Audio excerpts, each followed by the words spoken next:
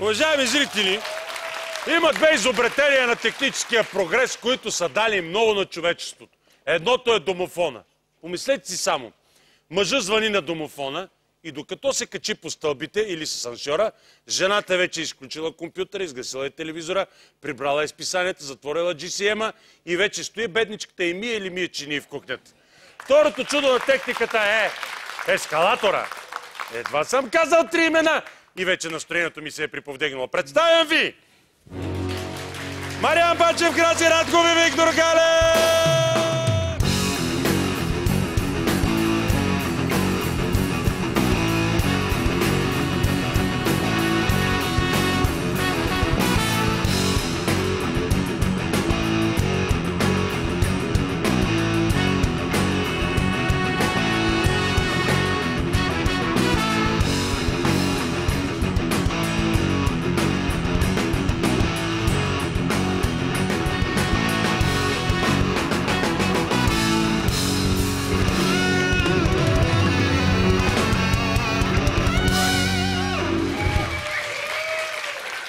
Значи, да ти кажа, в моето студио така не се слиза, разбираш ли? По перилата. Плюс това ти тежиш 200 кг. Той затова спря ескалатора, съсипа се, разваля му се механизма, изгоря всичко, мотора запуши, носа, шкембе, то си носа. Сядай, извинявай. Фичка Марва. Добре вечер, много ви време, добре вечер всички. Отдавна не съм те виждал. Здравейте, конкурент, здравейте, какво става? Добре, бе. Ако добре, Как си? добре, дезат. Какво си пил, бе? Какво добре, дезат. Какво съм пил, вода? Леки алкохоли си пил? Никога. Никога. Да пукна, ако лъжа. Да пукна, ако лъжа. Сега искам да ви кажа, че всичко тук в това студио аз съм го правил. Аплодисменти за мен. Всичко в това студио той го е правил. Благодаря ви. Чакай да стане от тебе да превеждам, че не ти се разбира.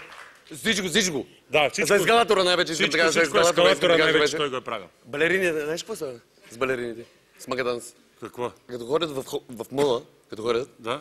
хем пазурат там, хем се репетират на ескалатора на танците. А между другото, за мен ескалатора е като кънчето на Колкодинев. Какво е това? Качиш ли се, далеч кънчето, на работа. Да. На работа кънчето, нали сега така учат децата с кънчето. Кънчо пениса. Надяват му такова. Учат ги как да слагат презерватив на пениса. Но пениса се казва кънчо. А от другото е топордаца, нали? Дето отдолу. Не знам, не съм му дали име още. От мене да го знаете, топордация. Така, сега между другото... Имам политика по отношение на СЕМ. Ти разбираш ли какво ти казвам? Без цинизми. Никакви. Никакви без цинизми. Да пукне, ако лъжа. Честно така, край. И коля мамата да пукне, ако лъжа. Честно така. Значи аз да гледам тук, че канеш, между другото, канеш една обавица, такава една рускиня, да бе? Коя да, Кобилкина? С нея водим такава рубрика Мъжът и жената интимно. Там не вели такова за... Това е с образователна цел. За зекза. И никой не ни такова. Какво значи такова ви? Плюс това с Кобилкина е с образователна цел, разбираш ли? Тя дава съвети, нали? Кънчо. Даваме съвети. Дава съвети. Тя дава съвети, аз си помагам. Ама аз съм най-големия такова. В секса аз съм най-големия специалист, между другото. Аз най-ги разбирам жената. Ти си строител, бе, къв специалист. Ама Кобилкина, искам да ти кажа, преди да започне да дава съвети, е идвала точно при мен да консултирам аз. И? Тя където отива, аз оттам се връщам. Така че само аз мога да й помогна. Разкажи, айде кажи за твоите опит. Тя хубаво е запомнила, че има 6 вида оргазъм. Нали така каза? Не говори за нея, говори ми за себе си. За мен се, аз ще премълча истината, обаче аз ще ти кажа, че има 150 вида симулации на оргазъм. Нали? Има ли такова нещо? Прави съм. Не знам. Да пукна, ако лъжа. Никога не съм виждал симулация на оргазъм аз. Ой! Чукни! Браво! Виж ко нещо е. Само нас мога да прецакват. Да, тихо. Както и да е. Прецакват, искам да кажа. Сем. Да се живи здрави всички. Желая ви много здраве, много любов. Не искам да ми говори за секс. Добре, при последния ми полов акт, между другото, с жена беше голям екшън. Стана голям екшън. Мъжът ти, нали, тък му паркираше пред блока, ама аз си продължавах така спокойно. Разбирам те. Да си ръмбе. И по едно време тя се паникьоса и ми вика, ставай бързо, че нямам гардероб, няма къде да се скриеш. И аз си викам нещичко така, спокойно ма, пача. станах, залепих се до стената и пуснах един гипсокартон пред мене и готово. А значи сега, аз да ви кажа, аз жените ги деля на няколко вида. Жена тип акт 16. Значи всичко си има и е готова да се нарезежа в нея. Има и жени тип стъклена вата. Значи един път си с нея и после всичко те сърби, ти казвам, направо ти казвам, учи. Хайде сега! Направо ти казвам, чешиш до червено, ти казвам. Сложете червена точка. Няма нужда, заклевам се да пукна хубаво такова. Значи най-достъпни са жените тип идеален център. Що? 500 евро и то не за квадрат, а за триъгълник. Ще ги бия тия ръчички, де така. За триъгъл... Ще ги да бия аз това, де тук. И то за триъгълник, не за тревен, нали? Да. За не за тревен триъгълник говорим. Да. Значи, аз да ви кажа и няколко така... Сложи ли червената точка? Сложих я и пристани. Супер. Добре, че е сложил. Сега искам да кажа няколко приказки за работата малко и по работата. Давай, ще ме губят, разбери. Ще прекъсна след малко. Тури втората червена точка и няма да се разправим. Значи, кризата напоследък ме направи така още по-голям. Нали съм си тарикат малко и миналата седмица правих една баня. И клиента, може да ми искаше... Той ми иска да ми сложи широка фуга. Ми вика клиента да мен. Широка фуга. Ми вика да мен клиента да ми сложи широка фуга. И по едно време дори на огледа така да погледне, да види какво става това отма. И ми вика, какво си направил, бе? Налепил си само 2 реда плочки. А между тях вика има 1 метър разстояние. Викам, ами ти не каза колко точно да е широка фугата. Нали не каза колко да е точно широка фугата? Колко да е широка фугата? Правя си колкото е така... Сега между другото си забрах. Аз си забрах така една нова бригадка. Си направих нови хора, другите ги извърнах, защото нещо... И новата бригада, всеки ми се хвали с нещо, нали? От новите. И оня ден, един от бояджиите ми се хвали, от новите бояджии, нали си направих бригадка. Ми се хвали, вика, че има такава нова маркова шапка от вестник на фирмата Делян Пеевски. Да. Нали нова? Да. Един друг... знаеш какво да? Между другото, един друг направи факир човек. Знаеш какво? Един друг в обедната почивка така майсторски бели кремвриша, че после успява да ползва найлончета за презерватив. Честно да кажа. Много яко. Така уребрен. Сещаш ли се от тия уребрените?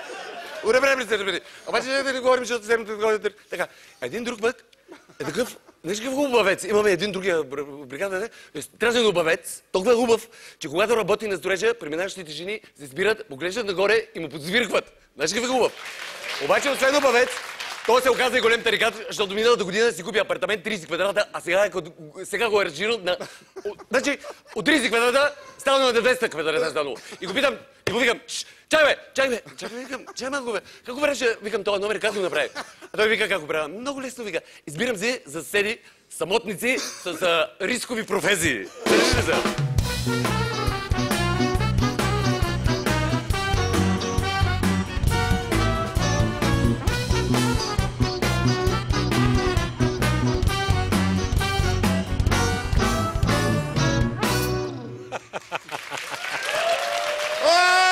Добър вечер всички! Здравейте! Митю Пистоля живо! Здрасти, Лака! Митю Пистоля живо! Здрасти, Годжи! Митю Пистоля живо! Здрасти, Батев Гере! Митю Пистоля живо! Ко прави всичко? Кънчо как е? Здрасти! Кънчо, Мънчо! Добре, бе, на момчетата, ако викат Кънчо, на момичета да викат Канч! Добър вечер на всички! Рада се видят! Благодаря за аплодисментите, Митю Пистоля на живо, много ми е приятно. Радвайте се, че още съм на живо, защото, както знаете, бъдещият тъсма гони цяло Банско, не дава дъщеря си Рада, направи на посмешне. Верно ли бе? Абсолютно аплодисменти за най-големия шоумен в България, Госен Триванов. Най-големия шоумен, най-големия певец, най-големия литератор, Робин Худ, заща бедните. Взима от богатите, заща бедните, ти замеси Ланселот, Маселот, човек герой, човек емблема.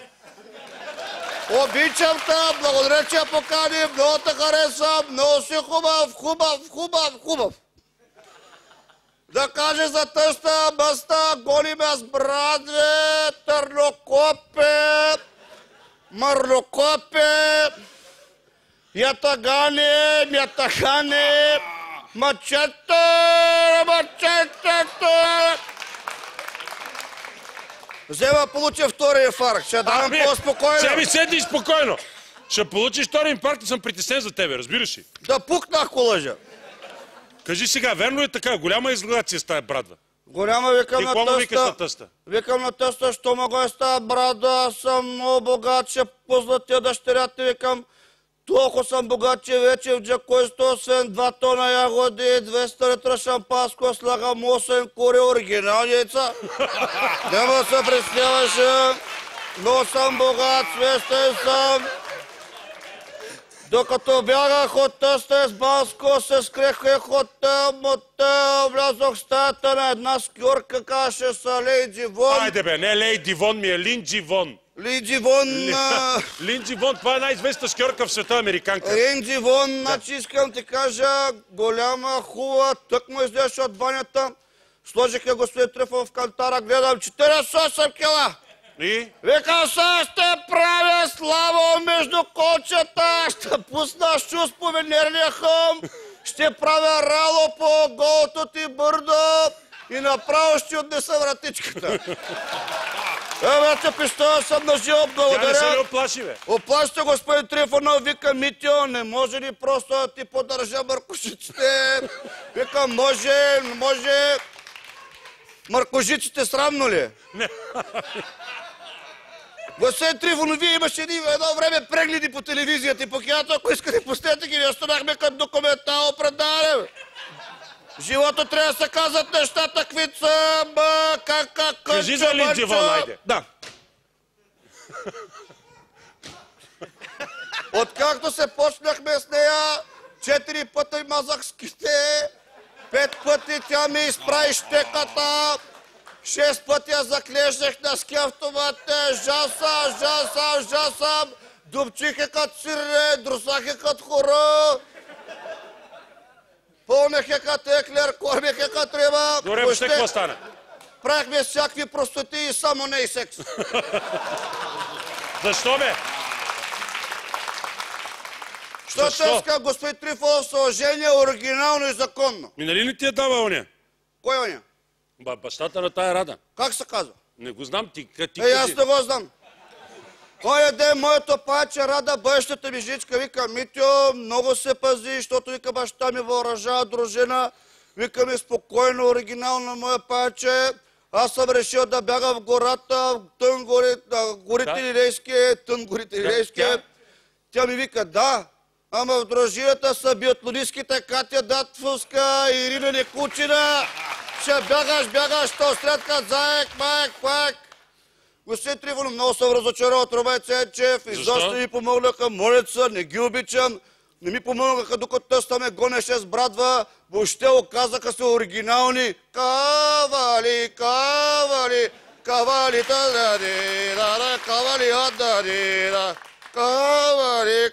Кажи сега и за Румен Ценчев.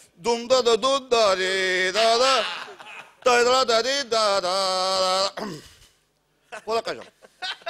Уважаеми зрители, това беше Митьо Пищова. Добре.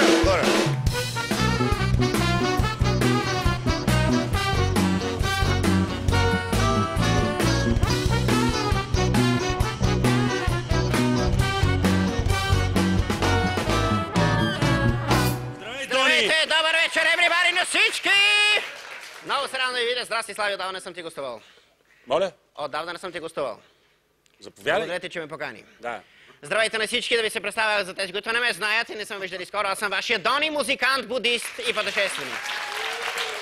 Обичам ви. Уважаеми зрители, с Дони ще продължим само след като видим рекламите по BTV.